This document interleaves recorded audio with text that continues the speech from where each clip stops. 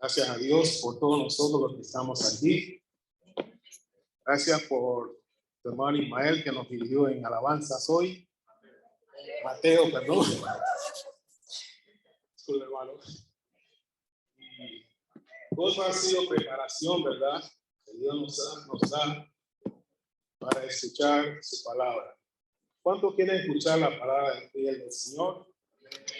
De Jesús, mi Salvador, decía el último coro, que la palabra de Dios es fiel, ¿verdad? Siempre es un honor, ¿verdad? Dar el mensaje del Señor. Es una gran responsabilidad también. Y no es fácil hacer un mensaje. No soy la persona para traer mensajes, ¿verdad? Pero Dios así lo ha permitido, ¿verdad? Él hace cosas que a veces uno no entiende, pero tiene un buen propósito para todos, ¿sí? El tema que me asignaron para predicar en esta mañana, el día de hoy, tiene que ver con la reconciliación, ¿verdad? Y tiene que ver con la reconciliación y el perdón. Y se basa en la experiencia y la vida que la Escritura nos presenta de los hermanos Jacob y Esaú. Ese es el tema. Reconciliación y perdón. Son temas muy apropiados, ¿verdad? Que tenemos que tener en mente siempre, porque son situaciones vigentes, ¿verdad? La reconciliación se da, ¿verdad? O se debe dar siempre cuando hay una ruptura, ¿sí? Y entre nosotros ha habido ruptura. En el mundo ha habido ruptura de relaciones. En los hogares, los padres, los hijos. Las familias sufren rupturas muy a menudo. Así que no es nada extraordinario que sucede en las sociedades, ¿verdad? Leyendo algunas definiciones, buscando algunas definiciones sobre la reconciliación, vi uno interesante que no sé qué le va a parecer, pero quisiera compartirlo, ¿verdad? Dice así: toda reconciliación precisa del perdón, pero no todo perdón puede llevar a una reconciliación. Un ejemplo de ello, decía el artículo, lo tenemos cuando el ofensor niega o minimiza la ofensa sin hacerse cargo del dolor causado. Es un requisito indispensable para la reconciliación. Muchas veces nuestros actos lastiman a otros, ¿verdad? Y aunque quizá no ha habido la intención, sí, lastimamos. Yo he lastimado a personas. Y a mí me han lastimado también. Creo que todos hemos vivido esa experiencia, ¿verdad? Y es bueno tener estos temas vigentes. La reconciliación que podemos encontrar en la palabra de Dios, ¿verdad? Es más que la definición que el mundo tiene sobre la misma. Porque la reconciliación que Dios nos presenta es un acto valiente de reconstruir una relación que fue rota por acciones injustas. Muchas veces es doloroso. Y uno no puede medir el dolor de nadie. Cuando uno lanza una ofensa o una injusticia, no sabe el alcance del dolor que eso puede causar a una persona y qué tiempo le va a tomar asimilarlo y dejarlo pasar por alto. Cuando uno ve el ejemplo de Jesús y todo lo que él soportó por mí, por ti y por nosotros, uno se siente tan mal que yo porque estoy reclamando cosas. Y mira lo que pasó con el Señor Jesús. Y él, por amor, por salvarnos, lo hizo. Pero como humanos tenemos ese sentimiento. Los sentimientos son cosas que nos pueden ayudar y nos pueden afectar de una forma negativa a veces. Vivir con ese horrible sentimiento es aún más doloroso y dañino. Y es por eso que la Biblia enseña, ¿verdad? En Romanos capítulo 12, versículo 18. Dice así: si es posible, en cuanto dependa de vosotros, estad en paz con todos los hombres. Cuando dependa de mí, de ti y de nosotros, estar en paz con todos, hagámoslo. Muchas veces nos cuesta dar ese paso hacia adelante y decir, perdóname, discúlpame, te ofendí. Eso no lo aprende uno así tan rápido. Solo el Espíritu Santo es que nos guía a ese punto. Pero es importante destacar que el reconciliar no solo mejora relaciones, sino que también, por medio del perdón, encontramos reconciliación con nosotros mismos, ¿sí? No tenemos libertad, nos libramos de ese peso, ¿verdad? Porque sí, cuando hay ese dolor, ¿verdad? Hay un peso en el corazón del hombre, ¿sí? Y hay que librarse de eso. Y el más grande rival que enfrenta a la reconciliación muchas veces es el orgullo, ¿verdad? El orgullo es tan impotente y esa sensación dentro de nosotros que no nos permite muchas veces tomar la iniciativa. Y a veces si la tomamos muy por encimita, ¿verdad? No queriendo mostrar nuestra vulnerabilidad o fragilidad. Pero ¿qué tan fuertes somos? Somos tan frágiles, dice la Escritura, que nuestra vida es como ¿qué? Como neblina.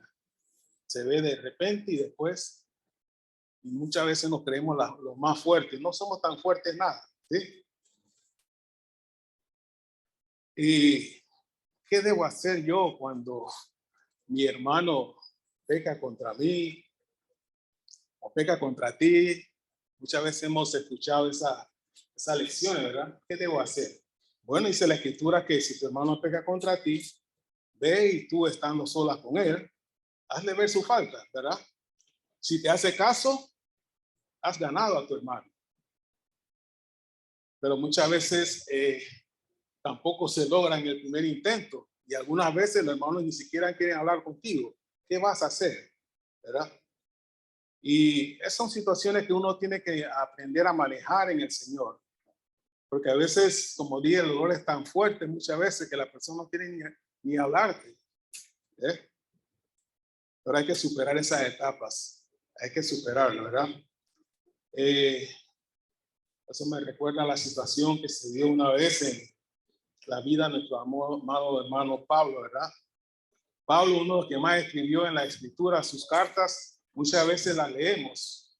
Y uno de los versículos que vemos en Lucas, dice así, en Lucas, escribe a Lucas en el libro de Timoteo, dice lo siguiente, 2 Timoteo 4:11. Solo Lucas está conmigo. Toma a Marcos y tráele contigo porque me es útil para el ministerio. Esta es una lección muy valiosa que aprendemos de la reconciliación. Y a veces lo podemos pasar por alto. Pero para entender mejor este pasaje, este versículo, tenemos que recordar, ¿verdad?, los hechos que se dieron, que describe el libro de Hechos también. Y nos cuenta que Pablo con su eterno compañero Bernabé, que salían a misiones, ¿verdad?, a predicar el evangelio, todo iba bien hasta que un día Bernabé pidió llevar a su sobrino Juan Marcos, que en una ocasión, en una misión, en un viaje misionero, los abandonó. Y eso le quedó a Pablo en el corazón, parece. Y le dijo, no. Marcos no va a venir con nosotros. Pablo le endureció su corazón con Marcos en ese momento. ¿sí? Por lo que había sucedido, ¿sí? Bernabé, ¿quién era Bernabé? Bernabé era el hijo de consolación, tremendo hermano también en la fe. Ese fue el que presentó a Pablo a los hermanos por primera vez luego de su conversión por Jesucristo. Saben que Pablo perseguía a la iglesia y ya todos sabían quién era, nadie quería estar cerca de él. Pero bueno, el Señor lo puso en su lugar, como todos sabemos, y fue Bernabé que intercedió para que los hermanos supieran que Pablo era de la fe también. Y fue aceptado Pablo, no hubo ningún problema. Ahora este mismo Bernabé aboga por su sobrino y Pablo dice, no. ¿Pero qué causó esta discusión? Ya lo hemos dicho, ¿verdad? Se acaloró tanto esta discusión que dice que tuvieron que salir en misiones separadas. Sus viajes misioneros no fueron juntos, sino fueron separados. Dios utilizó también ese evento para expandir la palabra de él por dos medios en vez de uno, Pablo, sino Bernabé y Pablo, ¿verdad? Cada uno salió con su ayudante. La historia que les cuento es para que veamos, ¿verdad? Que hubo una reconciliación. Después de esa pelea tan acalorada, dice la escritura, Pablo entonces pide que le envíen a Juan Marcos, ¿verdad?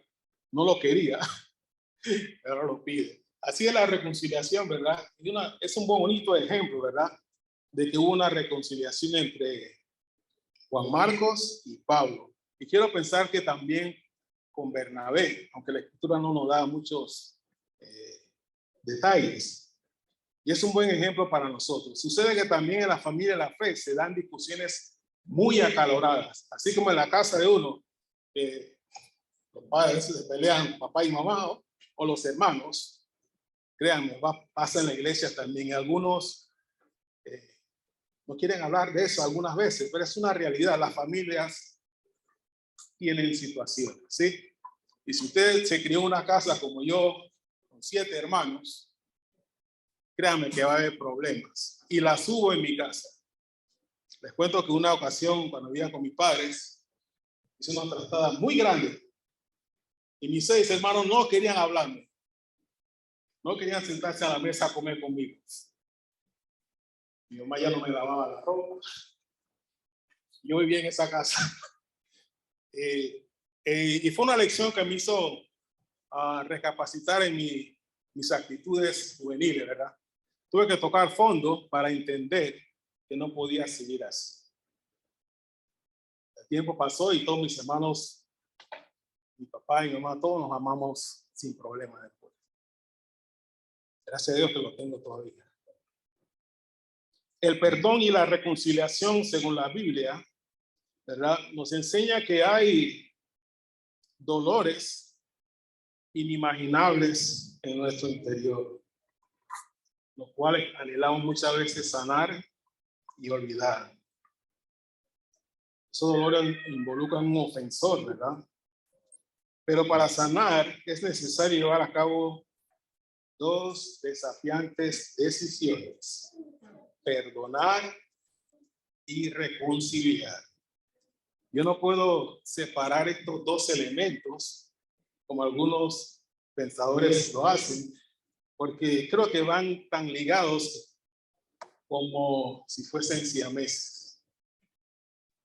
La Biblia nos enseña que el que perdona la ofensa cultiva amor. Proverbios 17:9 dice: porque si perdonas a otras sus ofensas, ¿verdad? Dice Mateo, los perdona a ustedes nuestro Padre Celestial. Mateo 6:14, según la Nueva Versión Internacional.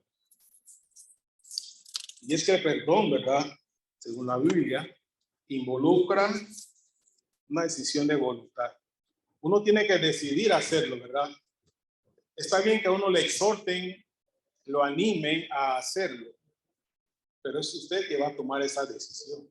Así como nosotros decidimos seguir a Cristo, luego se nos presentó el Evangelio, así mismo es el perdón. Es una decisión que cada uno de nosotros debemos tomar, ¿sí? aprender a pedir perdón y aprender a concederlo es uno de los mayores aprendizajes que vamos a lograr en Cristo Jesús.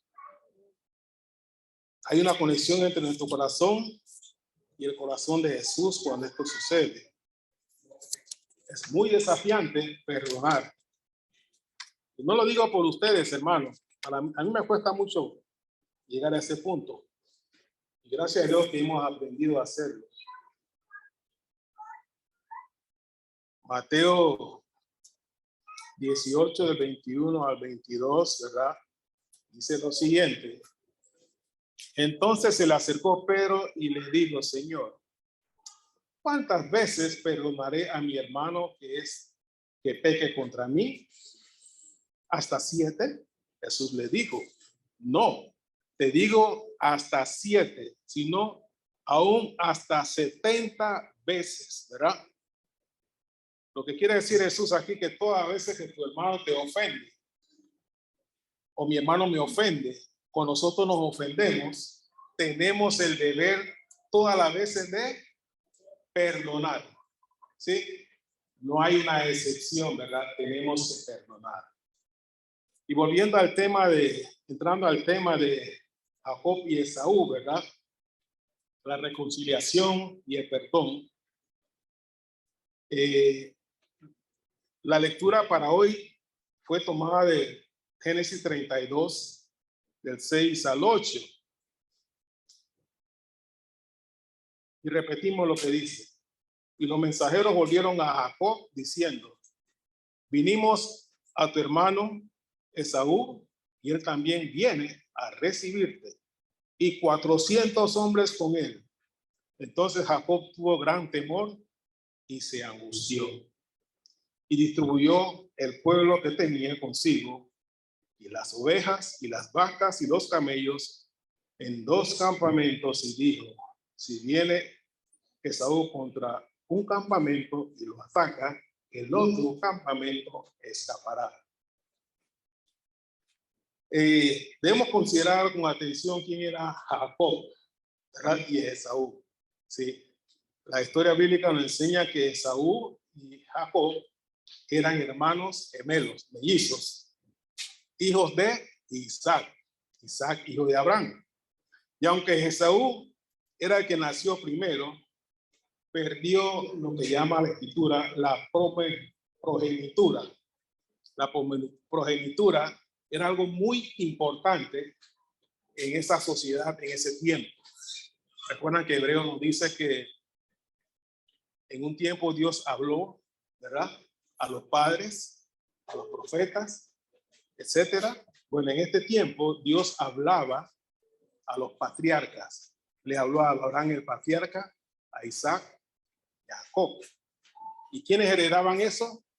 Los primogénitos, el primer varón de la familia. Bueno, Esaú era un hombre de monte, como decimos en Panamá, cazador, le gustaba andar cazando y trayendo su presa a compartir con su papá. A veces las familias tienen sus cosas, ¿verdad? Por ejemplo, uno cuando lee esas historias que le animo a que lo lean, podemos ver en ellas que había hijo preferido de parte y parte. Para Isaac, su preferido era Esaú. Para Rebeca, su mamá, era Jacob. Jacob, ¿verdad? ¿Cómo podemos decir? Era muy astuto. Un juega vivo, como decimos en buen panameño. Siempre buscaba la manera de salirse con la suya, con astucia. Y en una de esas, llegó su hermano Esaú con hambre, y él estaba haciendo un guiso de lenteja, ¿verdad? Y le dijo, ¿quieres? Bueno, véndeme tu progenitura y yo te doy. Esaú no le dio importancia, sí te la vendo, dame acá ese plato. Y se lo comieron. Bueno, para garantizar, ¿verdad?, ese acuerdo, el cumplimiento del plato de lentejas por la primogenitura, la historia revela que engañaron a su papá, Isaac. Jacob, vamos a decir que era un lampiño, y Esaú era muy velludo, ¿sí? Barba, pelo por todos lados. padre Isaac en su vejez ya no veía muy bien, ya ni veía, y fue engañado el día que tuvo que delegar esa primogenitura en esa bendición especial. Jacob se disfrazó de su hermano con traje de pelo de camello y no sé qué, de oveja, inducido por su mamá Rebeca que lo hiciera, y engañaron al viejo Isaac y se quedó con la primogenitura. Eso tenía otros beneficios que el primogénito solo podía tener. Y cuando se enteró Esaú del engaño, juró matar a Jacob. Se puso bravo, era cazador, era un hombre fiero. Cuando él dijo en una de esas que cuando su padre, ¿verdad?, pasara su tiempo y muriera, tú vas a ver quién soy yo, Jacob, me la vas a pagar con tu vida. Básicamente eso fue lo que le dijo. Y él tuvo que huir de ahí. Jacob se fue de ahí, ¿verdad? Y tuvo que ir a vivir con un tío, tal Labán. Labán era otro vivo. Para más decirme que para un vivo hay un vivo y medio. Bueno, le tocó a él vivir esa situación que él provocó. Fue engañado muchas veces por su tío, porque él quiso casarse también y se enamoró de una de las hijas de Labán, que era la segunda, y Labán le dijo que tenía que trabajar 7 años para él y luego se podía casar. Llegaron los 7 años, una noche vino la boda, todo estaba oscuro, se llevó, según él, a su amada, que era la hermana mayor. Y él se sintió engañado y le reclamó y dijo que me engañaste. No, esa no es la costumbre. La costumbre es que se case primero la mayor. Tiene la segunda, trabaja otros 7 años. Esa es la historia más o menos que ocurrió con Labán. Pero en ese tiempo Dios cuidó siempre de Jacob. Lo hizo prosperar en ganado y los conflictos que se daban eran ya insoportables y él decidió, a pesar de la amenaza de muerte por su hermano, decidió volver a su tierra. Y los pasajes que leímos en el texto, ¿verdad? Él envió mensajeros, hasta envió presentes para apaciguar a su hermano y hizo todo lo necesario para tratar de ganar el perdón de su hermano. Pero Jacob era un hombre orgulloso también, tanto como astuto. Y Esaú, por su parte, vivía en una tierra llamada Edom, al otro lado del Canaán, una tierra muy árida que era inferior a la que su padre le había dado a Isaac, a Jacob, la tierra de Isaac. Y todos estos años, siendo él un cazador, un guerrero, había guardado eso en su corazón. Y llega el momento tan temido, ¿verdad?, en los versículos que acabamos de leer.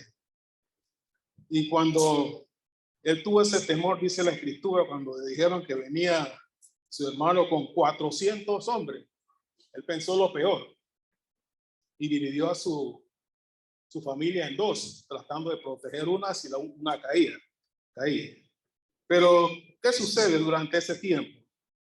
Bueno, llega el momento y Jacob, ¿verdad?, camina hacia Esaú y se arrodilla ante él 7 veces. Lo reconoce como su superior.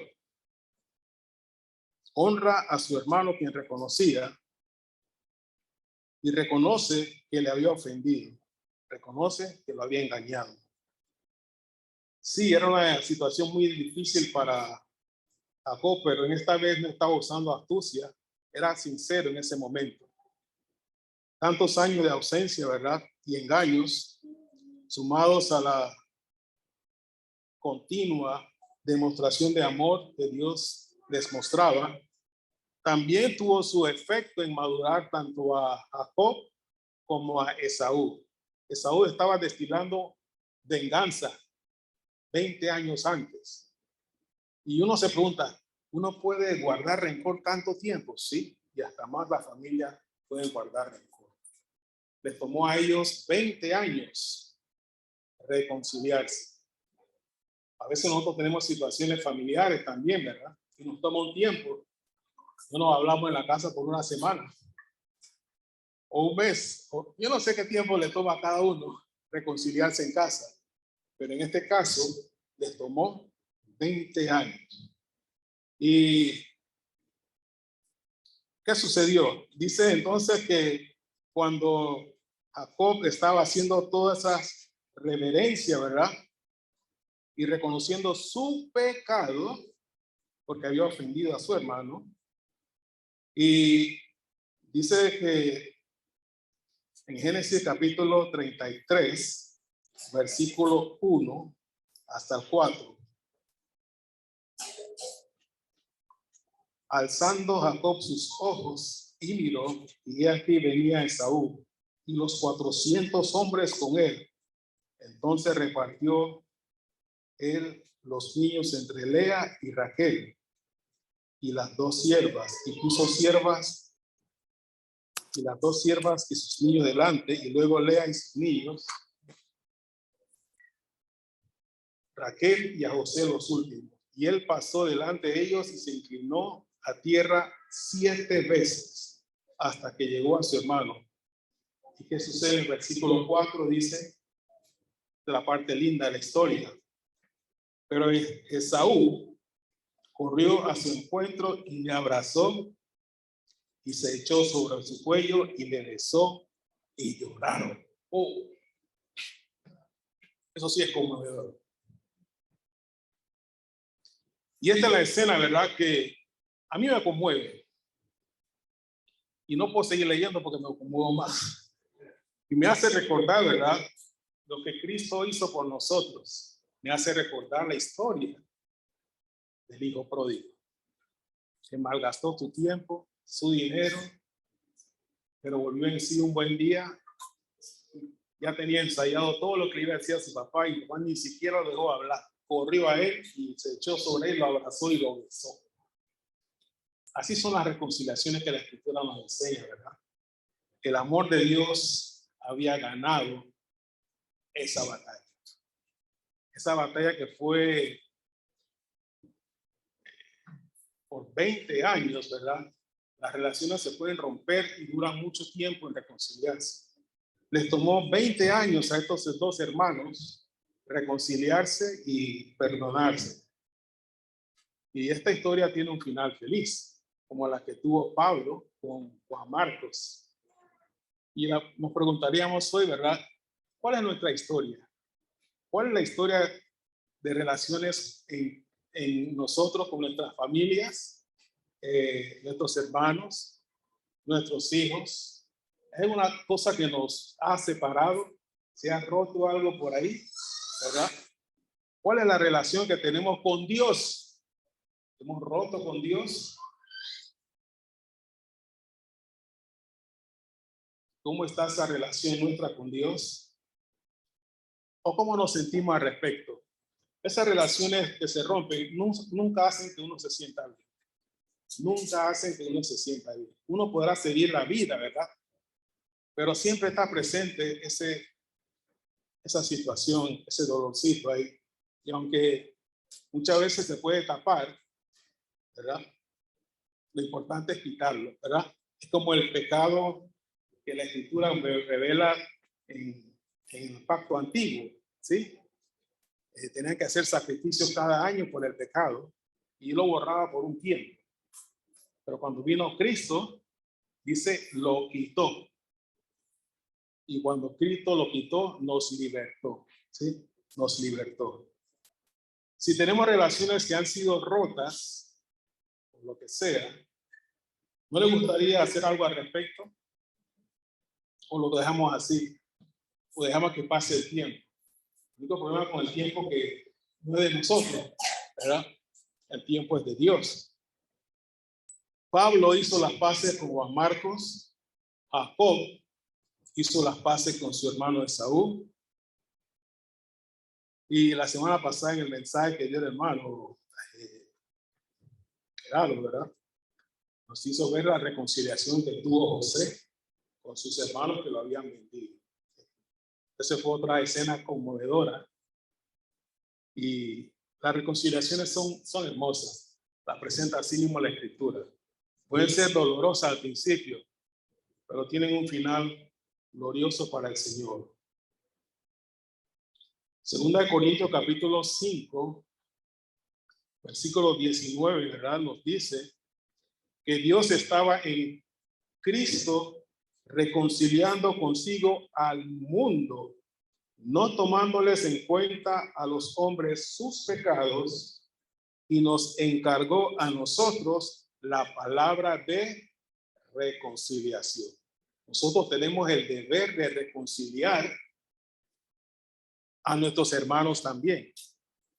¿Sí? Cuando nosotros sabemos de una situación entre hermanos y no decimos nada, no estamos haciendo lo bueno. Tenemos, aquí dice la Escritura, la palabra de reconciliación. Pablo nos da un ejemplo también de reconciliación cuando en el libro de Filemón vemos el esclavo Onésimo que se escapa de su amo y Dios lo pone en el camino de Pablo, quien lo convierte a Cristo, y su vida cambió. Fue un siervo fiel a Pablo, y Pablo le gustaba cómo le atendía y le servía Onésimo, el esclavo que se escapó.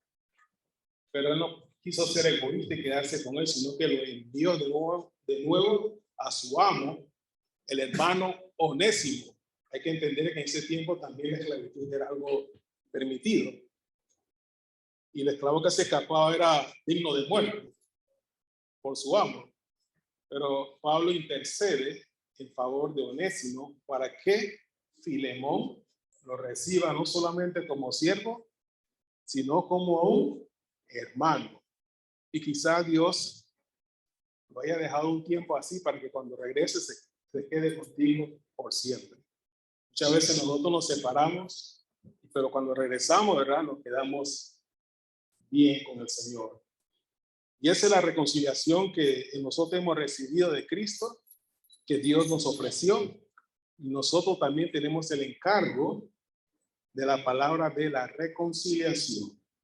Colosenses capítulo 3, versículo 12 nos dice lo siguiente: vestidos pues como escogidos de Dios, santos y amados, de entrañable misericordia y benignidad, de humildad, de mansedumbre, de paciencia. El verso 13 dice: soportándoos unos a otros y perdonándoos unos a otros si alguno tuviera queja contra otro, de la manera que Cristo os perdonó, así también hacedlo vosotros.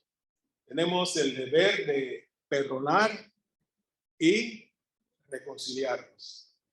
Reconciliación mejora las relaciones, no solamente la restablece como era en un principio, sino que le da otro nivel, ¿sí? Y es preciso que uno haga todo el esfuerzo para que esto se logre. En estos meses que me estamos hablando en los temas de perdón y reconciliación, creo que han sido muy apropiados para que podamos trabajar cada uno en las situaciones que enfrentamos dentro de este problema, ¿verdad? Hay cosas que uno tiene que hacer, ¿verdad?, para reconciliarse. Así como cuando uno quiere recibir a Cristo, ¿verdad? Cuando uno desea recibir a Cristo, dice que la fe empieza por él, oír y la palabra de Dios. Así empezamos con la fe, ¿verdad? Luego nos enteramos por medio de la palabra que somos pecadores. Y luego dice que tenemos que arrepentirnos, ¿verdad? Confesar a Jesucristo como nuestro Señor y Salvador, ¿verdad? Y ser bautizados, ¿para qué? Para el perdón de pecados y recibir el don del Espíritu Santo. Los pasos para la reconciliación son un tanto parecidos, porque uno tiene que reconocer, como hizo Jacob, ¿verdad?, que había pecado. Jacob tuvo que humillarse ante a quien él ofendió a su hermano, ¿verdad? Y fue al encuentro con su hermano, ¿verdad? Fue ir a la persona contra la que pecaste. No mandar emisarios. Jacob hizo eso para ablandar la situación, pero tuvo que enfrentarlo, ¿verdad? Pensando lo peor, que su hermano se iba a vengar y lo iba a matar a él y a su familia. Y fue todo lo contrario, ¿sí?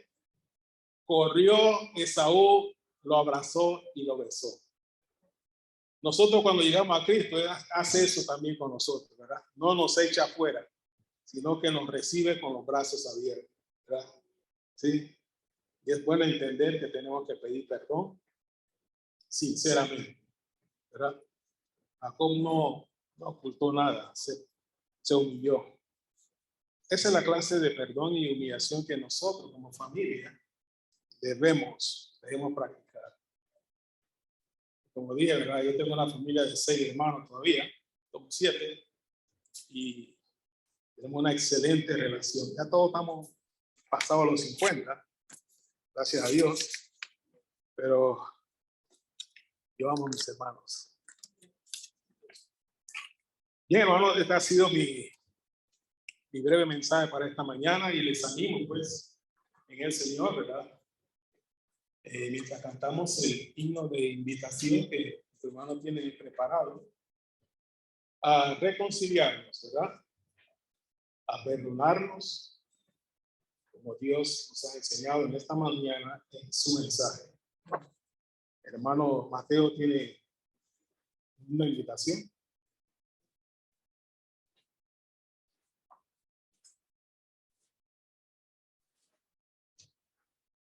Bien, hermanos, vamos a cantar.